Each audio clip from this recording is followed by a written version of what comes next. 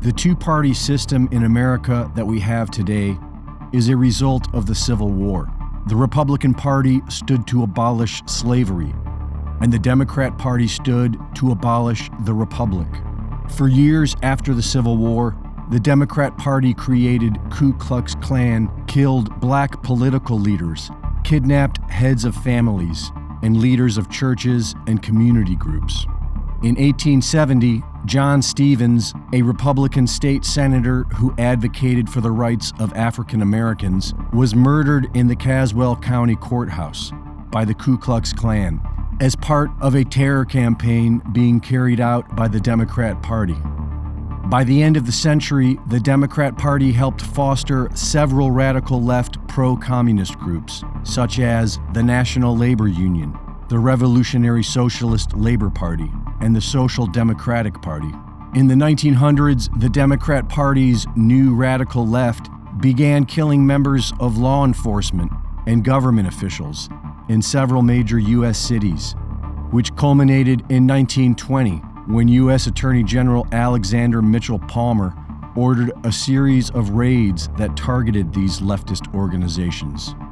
By the 1940s, the Democrat Party had to go underground with their communist plans to overthrow America. But this did not last long. The leftist media soon labeled this pro-American movement as McCarthyism and portrayed it as un-American. During the early 1970s, with the support of pop culture media, the Democrat Party's Weather Underground started riots, murdered police, and bombed government buildings, including the United States Capitol building. And today, the Democrat Party's anti-American communist crusade has grown into an unstoppable force with the support of Hollywood, the big banks, corporations, and private think tanks, as well as the majority of the Republican Party. Today, the Democrat Party's radical BLM and Antifa are able to murder Americans in cold blood and burn down cities, while law enforcement defends them and the average American supports them. What we are witnessing today is the final act of the destruction of individual liberty, natural law, and the Bill of Rights. And what follows will be a tyranny unlike anything we have ever seen in recorded history, because the average American no longer cares about freedom. Today's liberal Democrats are all on board with illegal wars for profit, imprisoning their opposition, and exploiting the most innocent among us, our children.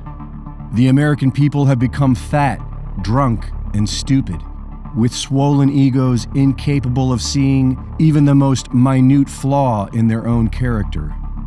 The American people have become so dumbed down that all the enemy has to do is lie.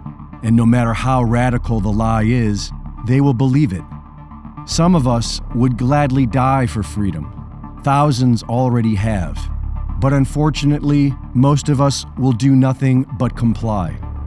The biggest cowards in all of human history can be found today in America, because with only the slightest bit of courage, we could turn this all around. Reporting for InfoWars, this is Greg Reese.